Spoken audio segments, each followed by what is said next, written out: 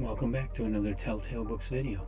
I'm Greg, and I'm continuing my Robert Silverberg series with this video with his 13th published story, according to my list, titled Dream Girl.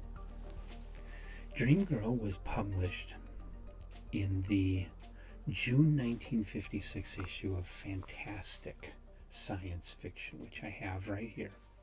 And if I'm not mistaken, that's the only place you can get a hold of a copy of this story is in the issue of Fantastic where it was published.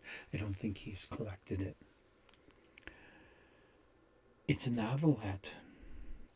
The basic synopsis is you've got Peter. He works as a film censor in Hollywood. And he's watching a movie, looking for scenes that need to be cut. And he sees a girl in this one clip, and the clip goes too far. He knows it needs to be cut out of the movie, but he is just deeply attracted to what he sees of the girl in the movie, but he doesn't see her face at all. The only way he can really identify her is through a birthmark on her back, which of course, walking around, you're never going to see the birthmark. It's going to be covered by clothes. But he has a demon visit him and give him a pair of glasses that when he puts them on, he sees everybody without clothes, so that he can use these glasses to find the girl of his dreams.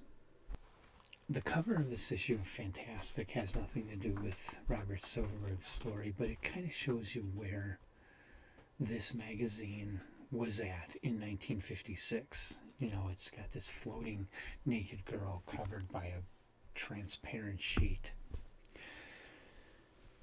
This is 1956. People had different values than we have today.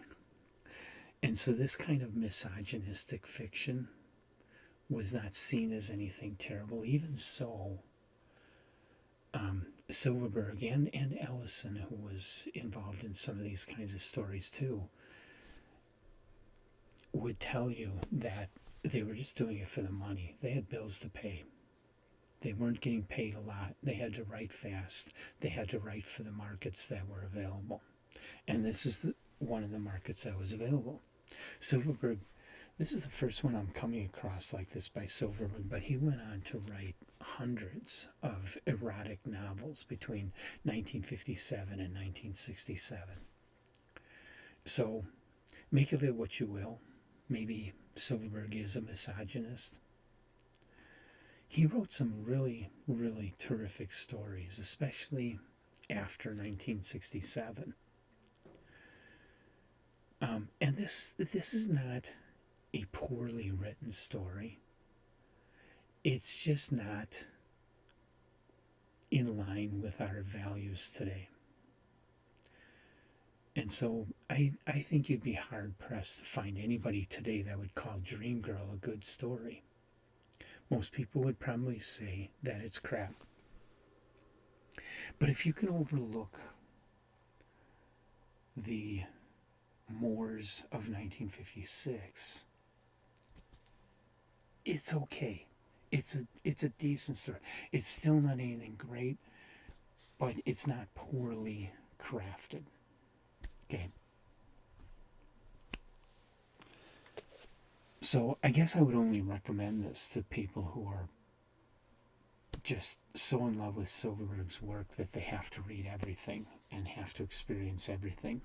Otherwise, this story today has very little value for anybody.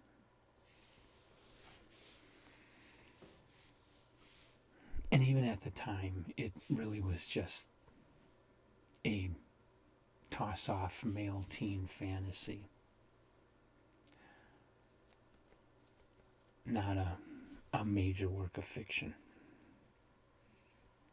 You know, nothing like what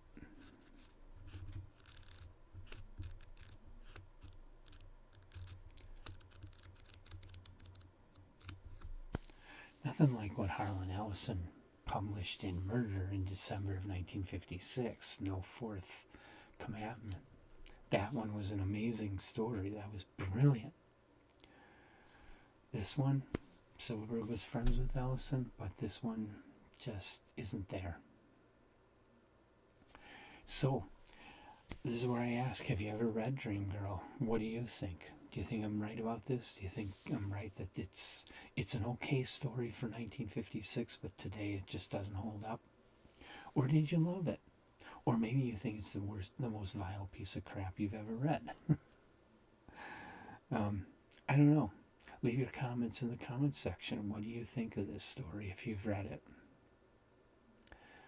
Otherwise, hit the like button, hit the subscribe button. Come on back for more Silverberg. From this point, like I say, 57 to 67, he wrote a lot of crap. But there is some good stuff in there, and we will eventually get to some stuff that was winning Hugo and Nebula Awards. So there's lots of good work to come. His next story, also published in June 1956, is titled Entrance Exam. That'll be the next story that I review.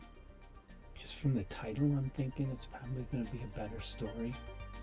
So I hope you'll join me for that and all the other stories and authors and literature topics that we cover on Tough Liberals.